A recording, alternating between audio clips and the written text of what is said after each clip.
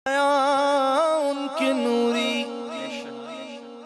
दहन उनका नूरी, बदन उनका नूरी, ये खाकी बनाए कि क्या उनके खाके मोहम्मद हमारे बड़ी शान वाले, मोहम्मद हमारे बड़ी शान वाले, वो नबियों में रहमत, वो नबियों में रहमत,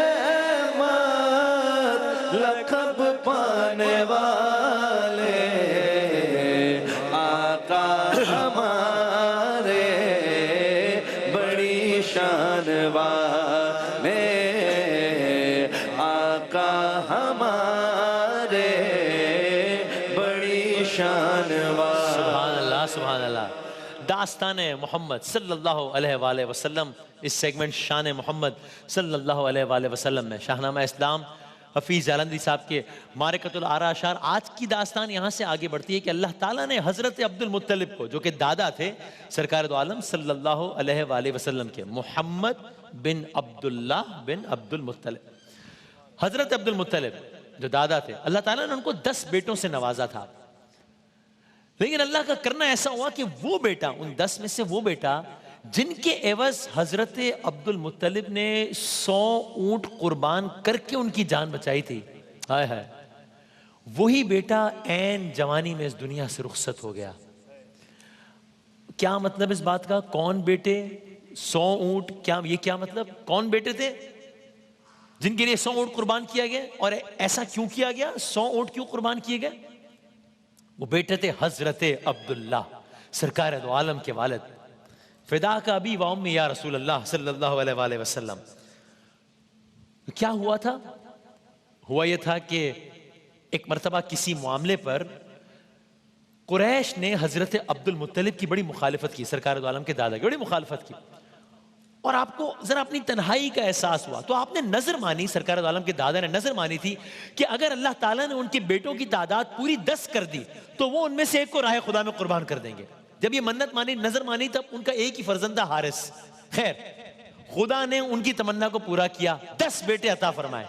अब अपनी नजर का ख्याल आया, अब कहा कि अब तो किसी बेटे को अल्लाह की राह में कुर्बान करना है। तय हुआ कुरआ डाला जाएगा, जिसका नाम निकलेगा उसकी कुर्बानी होगी। कुरआ डाला गया, नाम किनका निकला? हजरत अब्दुल्ला का, सरकार दो आलम के वालिद का नाम निकला कि इन्हें कुर्बान किया जाए। किस्सा मुख्तसर, जब हजरत अब्दुल्ला का नाम लिखा सब जमा हो गए कि नहीं नहीं, अब्दुल्ला की कुर्बानी ना की जाए, अब्दुल्ला की कुर्बानी ना की जाए। तो फिर क्या किया जाए? तय हुआ कि इनके एवज ऊंटों की कुर्बानी की जाए। ऊंटों का मतलब है कि एसेट, बहुत बड़ा एसेट उस जमाने का, एक ऊंट भी एसेट था। तय हुआ कि ऊंटों की कुर्बानी की जाए। मजबूर होकर हजरत अब्दुल मुत्तलिब ने हजरत अब्दुल्ला के बिल मुकाबिल 10 ऊंटों के नाम पर कुरा डाला। तो अब कुरा हो रहा है कि हजरत अब्दुल्ला का नाम है और 10 ऊंटों का कुरा है, कि अब देखते हैं किसका कुरा निकलता है। कुरा निकाला, कुरा हजरत अब्दुल्ला के नाम का निकला। फिर ऊंटों की तादाद बढ़ाई गई, 20 ऊंट, फिर यही हुआ 30 ऊंट, 40 ऊंट, हर दफा कुरा हजरत अब्दुल्ला के नाम का निकल रहा था। यहां तक कि जब ऊंटों की तादाद 100 के करीब पहुंची, अब कुरा ऊंटों के नाम निकल आया और फिर 100 ऊंट कुर्बान किए गए। तो लेकिन इन सब के बाद हजरत अब्दुल्ला का इंतकाल ऐन जवानी में हो गया। तो बड़े मुस्तरिब हुए हजरत अब्दुल मुत्तलिब कि ये तो मेरा वो बेटा था। अब सुनिए हफीज जालंधरी साहब ने किन खूबसूरत अल्फाज में इस सारे वाक़े को समोया है और इस सारी दास्तान को आगे बढ़ाया है।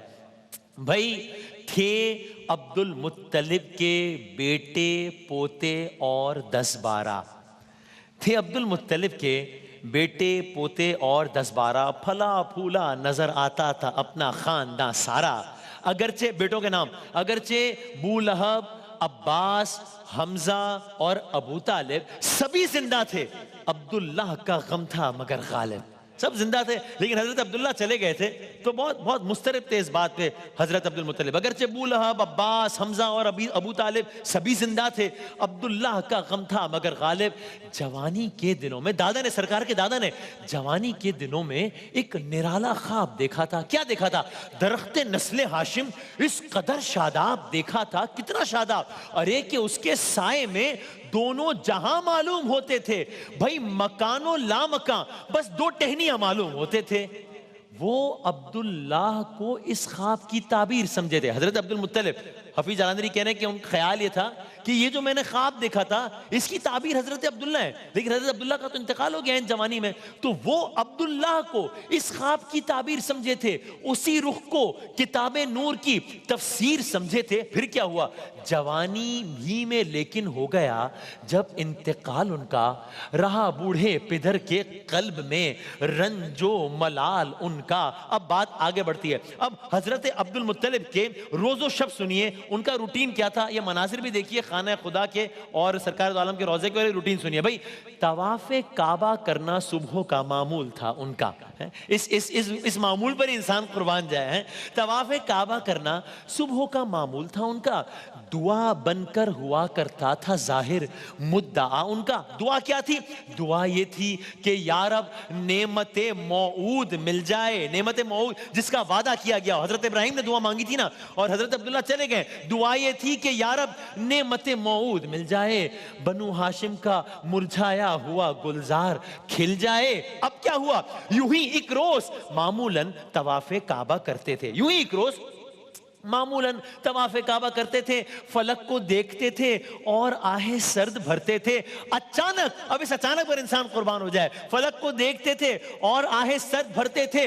अचानक सुबह की पहली किरण हंसती हुई आई, अचानक सुबह की पहली किरण हंसती हुई आई। अरे मुबारकबाद कहकर ये खबर दादा को पहुंचाई। क्या खबर? अरे कि रहमत ने तेरी सूखी हुई डाली हरी कर दी, तेरी बेवा बहू की गोद अपने नूर से भर दी। मिला है आमिना को फजले बारी से यतीम ऐसा, नहीं है बहरे हस्ती में कोई दुर्रे यतीम ऐसा। या रसूल अल्लाह, मिला है आमिना को, फिदा का भी वम्मी या रसूल अल्लाह, मिला है आमिना को फजले बारी से यतीम ऐसा, नहीं है बहरे हस्ती में कोई। तो अब हजरत अब्दुल मुत्तलिब को ये ख्वाहिश, ये दुआ, ये खुशखबरी पहुंचा दी गई। अब सरकार दो आलम की पैदाइश की इत्तला जब आपके दादा को मिली, जिस तरह इन अशार में बताया, आप खुशी से सरशार है। अब क्या हो रहा है? खुशी से सरशार आपके दादा जनाब आमिना के घर तशरीफ लाए, नौ मौलूद हादी को गोद में उठाए। अब आप हरम की जानिब रवां दवा है।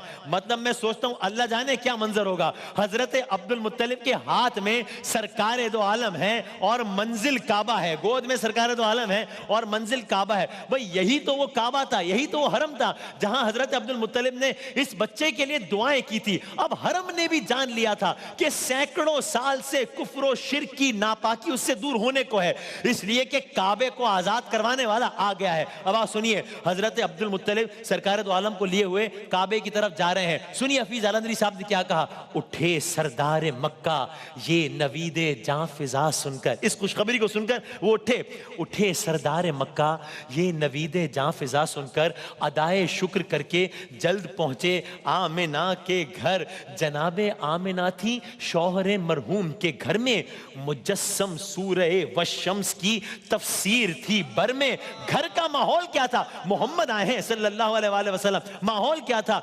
नजर आती थी आज उस घर में आबादी ही आबादी, नजर आती थी आज उस घर में आबादी ही आबादी। अंगूठा चूसता था उस जगह इंसान का हादी। अल्लाह जाने क्या मंजर होगा। अंगूठा चूसता था उस जगह इंसान का हादी। हंसी आंखें, आए है हंसी आंखें कि जिनसे कुल्फतें मादूम होती थी, यानी हर तकलीफ दूर कर देने वाली आंखें। हंसी आंखें कि जिनसे कुल्फतें मादूम होती थी, फलक को कुछ सबक देती हुई मालूम होती थी। अब क्या हुआ? उठाया गोद में दादा ने आली कद्र पोते को, दिखाने ले चला हक्का मकामे सदर पोते को काबा। हजरत अब्दुल मुत्तलिब जा रहे हैं, सरकार दो आलम गोद में। रास्ते में क्या हो हो रहा है? भाई शजर रस्ते में इस्तादा हुए ताजीम की खातिर, हजर कदमों के आगे बिछ गए तस्लीम की खातिर। क्यों भाई? तवाफे काबा करने जा रहा था किबले आलम, काबा हमारा किबला है ना। जालंधरी साहब क्या कह रहे हैं? तवाफे काबा करने जा रहा था किबले आलम, कि जिसकी जात से हक की बिनाएं हो गई मुहकम। कौन काबा? कौन सा काबा? वही काबा जो इब्राहिम के ईमान का घर था, जो इंसानों के हाथों हर बुते बेजान का घर था। बलाएं ले रहा था आज गोया गिर्द फिर फिर कर, बलाएं ले रहा था आज गोया गिर्द फिर फिर कर। हुवल्लाहो ओहद कहते थे बुत सजदे में गिर गिर कर, हुवल्लाहो ओहद कहते थे बुत सजदे में गिर गिर कर। अब यहां से हजरत अब्दुल मुत्तलिब वापस घर पलटे। अब जब वापस आए यहां से होके अब्दुल मुत्तलिब फिलफोर घर पलटे, खुदा से खैर व बरकत की दुआएं मांग कर पलटे। अमानत आमिना की आमिना के बर में पहुंचा दी, गुलामों लौंडियों ने इस खुशी में पाई आज़ादी। बशारत के मुताबिक आमिना ने नाम बतलाया, फरिश्तों ने बताया है कि अहमद है तेरा जाया, फरिश्तों ने बताया है कि अहमद है तेरा जाया। कहा दादा ने ए बेटी मेरा पोता मोहम्मद है, कहा दादा ने ए बेटी मेरा पोता मोहम्मद है, कि दुनिया भर के इंसानों से आला और अमजद है, कि दुनिया भर के इंसानों से आला और अमजद है, कि दुनिया भर के इंसानों से आला और अमजद है। अब यहां से दास्तान आगे कहां बढ़ती है, कलर्स करेंगे इंशाल्लाह।